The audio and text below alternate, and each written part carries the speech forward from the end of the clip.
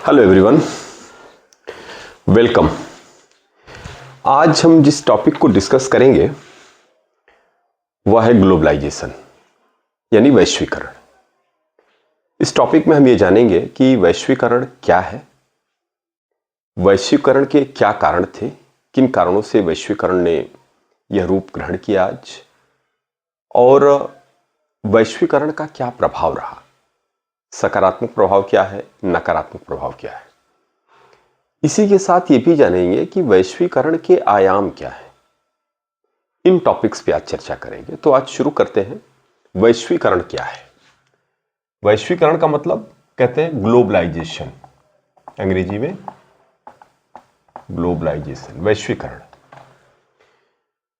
वैसे तो पूरे विश्व को एक ग्लोब के रूप में हम देखें, ग्लोबलाइजेशन, ग्लोब से ग्लोबलाइजेशन, और ग्लोब आप जानते हैं मेज पे पूरे पृथ्वी को हम रख लेते हैं, उसके आकार को मेज पे रख लेते हैं और अपने सामने पूरे पृथ्वी को देखते हैं। तो इससे आप समझ सकते हैं कि पूरी दुनिया को समेट लेना, पूरी दुनिया की भौतिक दूरी को आभासी तरीके से समेट देना, यानी कि दूरियां कम हो जाना। तो समझने के तौर पे हम कह सकते हैं कि ग्लोबलाइजेशन का मतलब, वैश्वीकरण का मतलब पूरी दुनिया एक दूसरे से बहुत डीपली कनेक्ट हो जाए, एक दूसरे से जुड़ जाए, इसको ग्लोबलाइजेशन कहेंगे। ये प्रक्रिया बहुत पहले से चलती चली आ रही है। आप याद करिए, जब यूनानी राज्य थे, यूनानी दर्शन था, यूनानी दर्शन एक समय पूरी दुनिया में स्प्रेड हुआ। तो ये तो बीसी की बात है, ईसा से पहले की। उसके बाद रोमन अंपायर आया, उसने भी पूरी दुनिया को प्रभावित किया। उसके बाद तमाम पाश्चात्य जगत में जो इंडस्ट्रियलाइजेशन थे या पुनर्जागरण का आंदोलन था, इसने भी पूरी दुनिया को प्रभावित किया, एक दूसरे से कनेक्ट किया, विचारों का प्रवाह हुआ। दुनिया में तमाम जो समुद्री यात्री निकले, इन्होंने दुनिया, वास्को डिगामा, कोलंबस, जिसने दुनिया के एक छोर से दूसरे छोर तक दुनिया को खोजा और एक दूसरे से कनेक्ट किया, एक दूसरे के बारे में पूरी दुनिया को बताया। तो इन सारी बातों से हम समझ सकते हैं कि ग्लोबलाइजेशन एक ऐसी प्रक्रिया है जो आज की नहीं है, दुनिया को जोड़ती रही है। लेकिन सही मायने में जिस ग्लोबलाइजेशन को हम लोग पढ़ रहे हैं या बात कर रहे हैं, वह 20वीं शताब्दी के उत्तरार्ध में यह कहानी शुरू होती है। और 20वीं शताब्दी के उत्तरार्ध में जो चीजें घटित हुई, उसने दुनिया को इस तरह से जोड़ दिया कि पूरी दुनिया एक दूसरे से न केवल संबंधित हो गई हो, न केवल कनेक्ट हो गई है, बल्कि एक दूसरे पर परस्पर निर्भर हो गई है। तो वैश्वीकरण को अगर हम समझें, परिभाषा के रूप में कहें इसका अर्थ, तो हम कह सकते हैं वस्तुओं, सेवाओं, संस्कृतियों,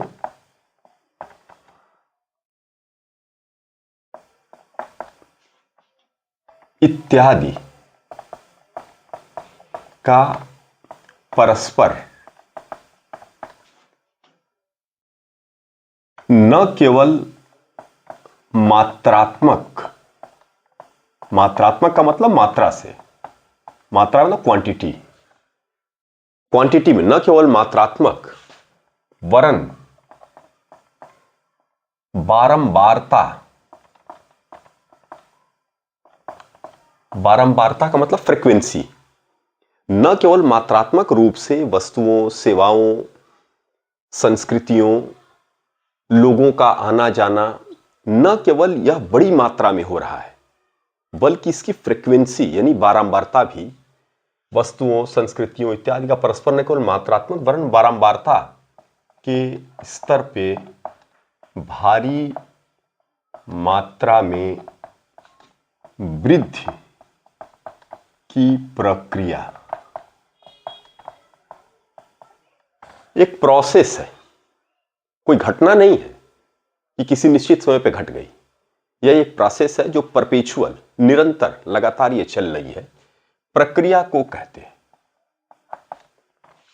क्या कहते हैं? वैश्वीकरण। अगर परिभाषा के तौर पे या अर्थ के तौर पे हम देखें तो हम कह सकते हैं कि वस्तुओं, सेवाओं, संस्कृतियों, लोगों का आना जाना, कनेक्ट होना, इंटरेक्ट करना इत्यादि की मात्रात्मक वृद्धि और मात्रात्मक वृद्धि के साथ साथ उनकी जो फ्रिक्वेंसी है, बारंबारता है, उसकी वृद्धि को हम वैश्वीकरण के रूप में जान सकते हैं। अब 20वीं शताब्दी के उत्तरार्ध में जब ये घटनाएं घट रही थी, लोगों का जैसे हवाई सर्विस शुरू हुई, पहले शिप के माध्यम से, पानी के जहाज से लोगों का आना जाना था, बड़ा वक्त लगता था। हवाई सर्विस शुरू हुई, उसके बाद तेज हवाई सर्विस शुरू हुई, जेट विमानों का निर्माण हुआ। साथ ही साथ जो कम्युनिकेशन में क्रांति हुई, दूर संचार में जो क्रांति हुई, व्यापार का बढ़ाव, ये सारी घटनाएं जब घट रही थी तो इन्हीं घटनाओं ने एक दूसरे को जोड़ा। इसको एक विचारक है फ्रेडरिक, ये पत्रकार भी थे। फ्रेडरिक ने क्या कहा? फ्रेडरिक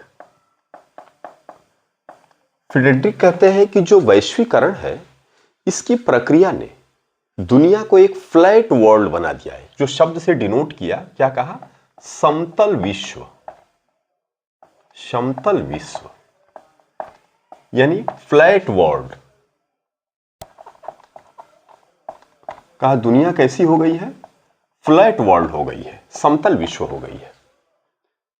और मैक लुहान एक विचारक थे, मैक लुहान, ये तो पत्रकार थे फ्रेडरिक महोदय। मैक लुहान ने 1967-68 में, मैक लुहान ने कहा कि दुनिया में जिस तरह से एक दूसरे पर परस्पर निर्भरता बढ़ रही है, वैश्वीकरण की प्रक्रिया हो रही है, उससे पूरी दुनिया क्या हो गई है? एक वैश्विक गांव हो गई है, ग्लोबल विलेज। क्या बोला? वैश्विक गांव हो गई है,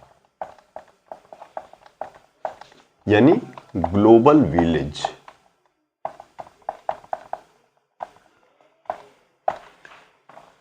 इस तरह अलग अलग विचारकों ने अपने अपने ढंग से वैश्वीकरण की प्रक्रिया को अपने तरीके से डिफाइन किया है। अब हम ये जानेंगे कि जो वैश्वीकरण है उसका कारण क्या है, क्यों इस तरह से 20वीं शताब्दी के उत्तरार्ध में घटनाएं घटना शुरू हुई। तो सबसे पहले हम देखें संचार क्रांति। ये जो संचार क्रांति है, और ये सब 20वीं शताब्दी के उत्तरार्ध में, बल्कि कहें उत्तरार्ध में, बल्कि उत्तरार्ध के और बाद में, मतलब 20वीं शताब्दी के लगभग अंत में, उत्तरार्ध का मतलब लगभग अंत में, आप कहिए 90 के दशक, 80-90 के दशक के आसपास से ये क्रियाएं बहुत तेज हो गई। और सबसे पहली घटना वैश्वीकरण के कारण, अगर हम कहें कि वैश्वीकरण के क्या कारण थे, वैश्वीकरण के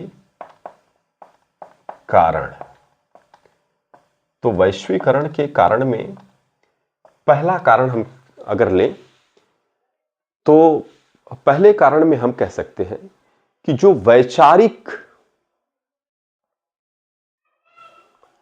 फैक्टर है, इसका वैचारिक कारण, वह क्या है? पहला कारण हम वैचारिक कारण कह सकते हैं। वैचारिक कारण, तो वैचारिक कारण में आइडियोलॉजी, अगर आप ध्यान से देखें तो 20वीं शताब्दी में, यह पूरा 20वीं शताब्दी और 20वीं शताब्दी खासतौर से सेकेंड वर्ल्ड वॉर के बाद जब शीत युद्ध शुरू हुआ, तो पूरी दुनिया में क्लैशेस ऑफ आइडियोलॉजी, जो शीत युद्ध था, आप सब जानते हैं, जो शीत युद्ध था वह विचारधाराओं की लड़ाई थी। तो पूरा 20वीं शताब्दी यह विचारधाराओं की लड़ाई से आच्छादित था। लेकिन 1990 यानी कि 1991 में जब सोवियत संघ का विखंडन हो गया, तो सोवियत संघ के विखंडन के बाद यह मान लिया गया कि जो पूंजीवादी विचारधारा है वही अंतिम रूप से स्टैब्लिश हो गई है, और साम्यवादी यानी मार्क्सवादी विचारधारा अब आगे राज्यों के परपच को, समाज के परपच को हल नहीं कर सकती, सर्व नहीं कर सकती। यानी कि अब वैचारिक रूप से पूंजीवाद या उदारवाद स्टैब्लिश हो गया। लेकिन मार्क्सवाद ने जिन प्रश्नों को उठाया था, यानी समाजवाद ने जिन प्रश्नों को खड़ा किया था, जैसे लोगों की सम्मानजनक जीवन, एक गरिमामय रोजगार का स्तर, पारिश्रमिक तय करना, श्रम के घंटे तय करना, समाज में अमीरी और गरीबी के बीच के अंतर को कम करना, समाज में खाली स्वतंत्रता नहीं, समानता जो राजनैतिक मूल्य है, समानता को राजनीतिक मूल्य के रूप में यथोचित महत्व प्रदान करना, ये सारे प्रश्न जो खड़ा किए थे, उन प्रश्नों को अब अछूता नहीं छोड़ा जा सकता था। तो जो पूंजीवाद या उदारवादी विचारधारा थी, उसने इसको स्वीकार किया, इस चुनौती को, क्योंकि पूंजीवाद तो पूरी तरह से मुक्त प्रतिस्पर्धा पर आधारित था। वहां पर समानता जैसे राजनीतिक चिंतन के लिए विशेष जगह नहीं था। वहां तो स्वतंत्रता की बात थी कि प्रत्येक व्यक्ति को स्वतंत्र छोड़ो और अपनी क्षमता से प्रत्येक व्यक्ति या प्रत्येक राज्य या प्रत्येक समाज काम करेगा और फिर इसी माध्यम से पूरे समाज का विकास होगा। लेकिन जब ये सारे प्रश्न खड़ा हुए तो भले ही मार्क्सवाद 1991 में मार्क्सवादी विचारधारा का पराभव हो गया, लेकिन उसके बाद जिस उदारवाद का जन्म हुआ उसे कहते हैं नव उदारवाद। नव उदारवाद, नियो लिबरलिज्म। तो नियो लिबरलिज्म ने दुनिया में उदारवाद की ही विचारधारा को आगे बढ़ाया। यह अलग की बात है कि कल्याणकारी योजनाओं को भी शामिल किया। तो इसमें क्या हुआ कि पूरी दुनिया में मुक्त व्यापार की जरूरत थी, पूरी दुनिया में मुक्त प्रतिस्पर्धा की जरूरत थी, पूरी दुनिया एक बाजार के रूप में स्टैब्लिश हो गई। व्यापार, सेवाओं का आदान प्रदान, यह सब व्यापक पैमाने पर शुरू हुआ और इसका परिणाम यह हुआ कि पूरी दुनिया एक दूसरे से कनेक्ट होती चली गई। तो वैचारिक कारण एक था जिसमें नव उदारवादी विचारधारा का बहुत बड़ा योगदान है वैश्वीकरण को स्टेब्लिश करने में, इस प्रोसेस को एक्सेलरेट करने में, तेज करने में। दूसरा, दूरसंचार की क्रांति।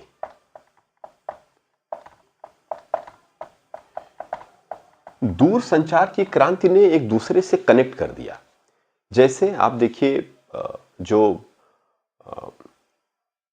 इंटरनेट है या व्हाट्सएप है, फेसबुक है, फैक्स है, पेजर तब था, पहले पेजर चल रहा था, फैक्स चल रहा था, उसके बाद ये नए नए तमाम विधाएं, आज इंस्टा है, ये तमाम जो नए नए जो प्लेटफॉर्म है इंटरनेट मीडिया के, इन्होंने एक दूसरे से लोगों को कनेक्ट कर दिया।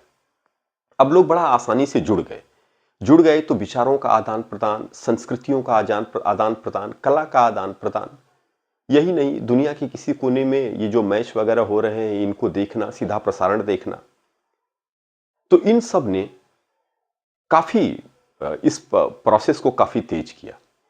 और इसी में एक पत्रकार है, वो भी एक उपन्यासकार है जो एल्विस कॉफलर। तो जो कॉफलर महोदय हैं, उन्होंने एक उपन्यास लिखी, थर्ड वेव। क्या लिखा? Third wave. थर्ड वेव, ये जो उपन्यास है कॉफलर की, इसमें उन्होंने इसको तीसरी क्रांति के रूप में चिन्हित किया है, दूरसंचार की क्रांति को। वही वैश्विक स्तर पे एक ऐसी घटना है जिसको मानव समाज के संपूर्ण अस्तित्व में एक बड़ी घटना के रूप में मार्क किया और बाकायदे चित्रित किया है। तो उसमें बताया है कि कैसे, और इसको समझना कोई कठिन काम नहीं है, हम समझ सकते हैं कि दूरसंचार ने कैसे एक दूसरे को कनेक्ट किया है। भाई बहन अमेरिका में रह रहे हैं, यहाँ रह रहे हैं, एक दूसरे से कनेक्ट हैं, वीडियो कॉल पे बात कर रहे हैं, एक दूसरे का परिधान, कपड़ा, संस्कृति, मतलब तमाम चीजें एक दूसरे से कनेक्ट हो रहे हैं। तो दूरसंचार की क्रांति ने सबसे अहम भूमिका निभाई। सच पूछिए तो ये पूरी सदी इसी दूरसंचार को, मतलब जो टेलीकम्युनिकेशन है, इसको आप कह सकते हैं कि एक आधार है। जो तीसरा था, परस्पर निर्भरता। किसकी निर्भरता? राष्ट्रों की। जो परस्पर निर्भरता है वो बढ़ गई है। अब लोगों की जो जरूरतें हैं, आवश्यकताएं हैं, वह एक देश तक सीमित नहीं रह गई है। एक आज जो जिस तरह से, जिस संस्कृति का प्रचार प्रसार हुआ है, जिस तरह से समाज डेवलप हो रहा है, जिधर आगे बढ़ रहा है, उधर आवश्यकता एक दूसरे देश के बिना पूरी नहीं हो सकती। तो आज लोगों की जरूरतें, हर राष्ट्र की जरूरत इस रूप में स्टेब्लिश हो गई है कि वहां के लोगों की जो जरूरतें हैं वह तमाम ऐसी जरूरतें हैं जो राष्ट्र खुद पूरा नहीं कर सकता। उसके लिए उसे दूसरे राष्ट्रों पर निर्भर होना पड़ता है। तो ये जो निर्भरता है, इस निर्भरता ने भी इस वैश्वीकरण की प्रक्रिया को तेज किया है। अब यही नहीं रह गया, जिस तरह से यह निर्भरता बढ़ी है उसी तरह से वैश्विक समस्याएं साझा हो रही हैं। आप देखिए, जलवायु परिवर्तन है, आतंकवाद है, स्वास्थ्य है, मानवाधिकार है, ये नए नए मुद्दे हैं जो एक दूसरे को कनेक्ट कर रहे हैं और इन समस्याओं से लड़ने के लिए एक साझा प्रयास का आह्वान कर रहे हैं। जब सबको मिलकर लड़ना पड़ेगा तो परस्पर निर्भरता जरूरतों में भी बढ़ी है और समस्याओं को लड़ने में भी बढ़ी है। और जो चौथा हम चिन्हित कर सकते हैं कि अंतर्राष्ट्रीय संस्थाएं,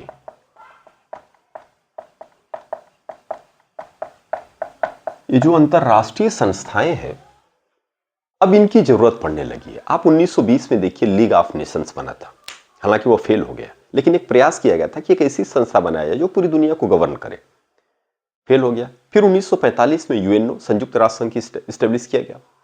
आज संयुक्त राष्ट्र संघ चल रहा है। सुरक्षा परिषद पर पूरी दुनिया की सुरक्षा की जिम्मेदारी है।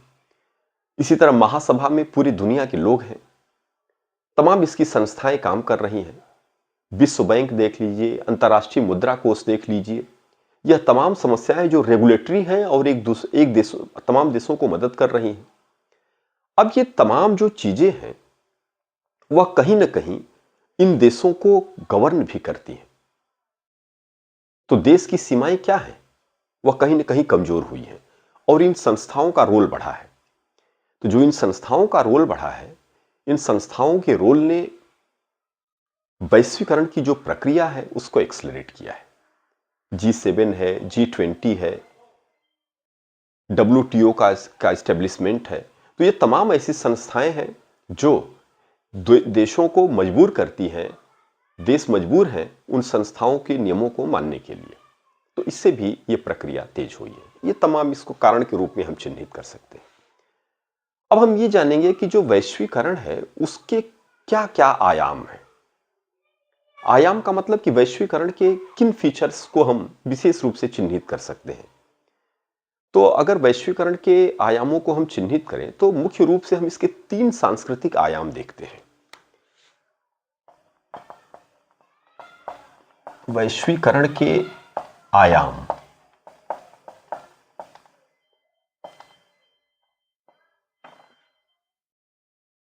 क्या है, इसके कॉन्सिक्वेंसेस, इसके फीचर्स, कहां ये इंपैक्ट कर रहा है। अगर हम वैश्वीकरण को ठीक से देखें तो इनके 3 आयामों में पहला हम कह सकते हैं, पहला आयाम जो है वह राजनैतिक आयाम के रूप में देख सकते हैं।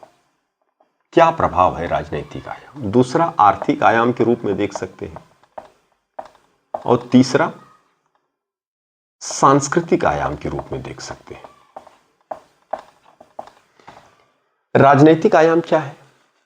आप देखिए, जब वैश्वीकरण की प्रक्रिया तेज हुई है तो जो राष्ट्र की सीमाएं हैं, राष्ट्र की संप्रभुता का जो कॉन्सेप्ट था, राष्ट्र राज्य, इसके संप्रभुता का जो कॉन्सेप्ट था वो कमजोर हुआ है। अब तमाम जैसे राजदूत हैं, एक दूसरे देशों में रहते हैं, तो जो राजदूतावास है वह उस देश की सीमा और उस देश के कानून से परे होता है, अपने देश के अनुसार चलता है। तमाम इसी तरह से और भी जो जरूरतें बढ़ी हैं, जो इंटरेक्शंस बढ़े हैं, या जो जेनेवा समिट है या इंटरनेशनल लॉ है, इस तरह के जो नियम हैं, इन्होंने भी राष्ट्र की संप्रभुता पर कहीं ना कहीं उसको शिथिल किया है, कमजोर किया है। तो इस प्रकार से हम देख सकते हैं कि जो राजनैतिक आयाम है इसका, वह राष्ट्रों में राष्ट्रवाद की जो संप्रभुता पर आधारित अवधारणा है उसको शिथिल किया है, इसका प्रभाव पड़ा है। आर्थिक आयाम आप देखिए, आर्थिक आयाम के रूप में आप देख सकते हैं वस्तुओं सेवाओं का बढ़ना, आना जाना। तो जब एक दूसरे के यहां बढ़ रही है, जैसे एमएनसी को आप ले लीजिए, मल्टीनेशनल कंपनियां हैं। ये मल्टीनेशनल कंपनियां तमाम दुनिया के देशों में सस्ते श्रम के लिए, अब मल्टीनेशनल कंपनियों ने किस तरह से रोल ग्रहण कर लिया है, ये सप्लाई चेन के रूप में स्टेब्लिश हो गई है। आज अगर फोन बनाने वाली कंपनियां, मल्टीनेशनल कंपनियां अगर मोबाइल फोन बना के थर्ड वर्ल्ड के कंट्रीज में अगर स्टेब्लिश ना हो, वहां बनाए ना, तो उन देशों को मिले ना अगर, तो वहां पे तो फिर आज की दुनिया से वो अछूते रह जाएंगे, कट के रह जाएंगे। अब ये मल्टीनेशनल कंपनियां क्या करती हैं, सस्ते श्रम के तलाश में तमाम दुनिया के ऐसे देशों में भी अपने, और बाजार के तलाश में, मार्केट, सस्ता श्रम, इन सब के तलाश में दुनिया के तमाम ऐसे देशों में अपने आप अपनी यूनिट्स स्टेब्लिश करती हैं जहां इनका प्रॉफिट बढ़ सके, इनकी लागत कम हो सके। अब ये मल्टीनेशनल कंपनियां इंटरनेशनल रूल से, इंटरनेशनल लॉ से कंडक्ट होती हैं। वो इंटरनेशनल लॉ राष्ट्र के कानून के ऊपर मैंडेटरी होते हैं, बाध्यकारी होते हैं। तो जो देश हैं, जो राष्ट्र हैं, वह इंटरनेशनल लॉ से डब्ल्यूटीओ को आप ले लीजिए, 1995 में डब्ल्यूटीओ स्टेब्लिश हुआ था। वर्ल्ड ट्रेड ऑर्गेनाइजेशन है, डब्ल्यूटीओ है, ये वर्ल्ड ट्रेड ऑर्गेनाइजेशन तमाम ऐसे रूल्स इंपोज करता है देशों पर, और वो देश मानने के लिए बाध्य है। तो इसने कहीं ना कहीं आर्थिक जो चेन के रूप में मल्टीनेशनल कंपनियां हैं या कानून है, ये कहीं ना कहीं वैश्वीकरण की प्रोसेस को इम्पैक्ट के रूप में दिखाते हैं। और इसी तरह सांस्कृतिक आयाम अगर आप देखें तो सांस्कृतिक आयाम के रूप में हम देख सकते हैं कि पूरी दुनिया में एक तरह का कल्चर डेवलप हो रहा है। इंटरनेट मीडिया के माध्यम से तमाम जो प्लेटफॉर्म है, जिनके माध्यम से जो कल्चर है वह एक कल्चर उभर रहा है। और उसका सबसे बड़ा इम्पैक्ट क्या हो रहा है कि जो विकसित देश हैं, विशेष रूप से जो पाश्चात्य देश हैं, उनका कल्चर विकासशील, अल्प विकसित, पिछड़े देशों के ऊपर वह इंपोज हो रहा है। पाश्चात्य संस्कृति, आप वॉलमार्ट देख लीजिए, मैकडोनाल्ड देख लीजिए, कोका कोला देख लीजिए, तमाम अमेजॉन देख लीजिए, ये तमाम जो इस तरह के जो कल्चर हैं, जो इस तरह की संस्थाएं हैं, वह एक कंपोजिट कल्चर, एक कल्चर डेवलप कर रही हैं। तो ठीक है, एक कल्चर में कोई बात नहीं, लेकिन यह एक कल्चर पाश्चात्य देशों का कल्चर है जो तमाम पिछड़े और अल्प विकसित देशों के ऊपर ये इंपोज हो रहा है। तो वहां की जो संस्कृति है वो मर रही है या दब रही है। तो एक तरह का सांस्कृतिक साम्राज्यवाद भी बढ़ रहा है। अभी जो बड़ी बड़ी कंपनियां हैं, जो विकसित देश हैं, ये अपने सामान को, अपने गुड्स को, अपने प्रोडक्शन को बेचने के लिए इनको बड़ा मार्केट मिल रहा है, और इसी तरह का ये माहौल बना रहे हैं, एक वैचारिक स्प्रेड कर रहे हैं, विचारधारा का स्प्रेड कर रहे हैं।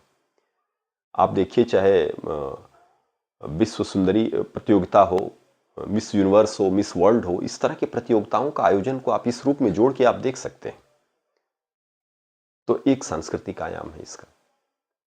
इसी रूप में इसका सकारात्मक और नकारात्मक प्रभाव, सकारात्मक प्रभाव ये है कि आज जो जीवनोपयोगी दवाएं हैं, या दुनिया के जो नए नए शोध हैं, जिनसे मानव जो मानव अस्तित्व है, इनको रक्षा करने में या इनके विकास में योगदान मिलेगा, तो ये तमाम टेक्नोलॉजी का लाभ दुनिया के तमाम देशों में पहुंच रहा है। तो ये तो वैश्वीकरण का लाभ है, लेकिन इसके नुकसान भी बहुत हैं।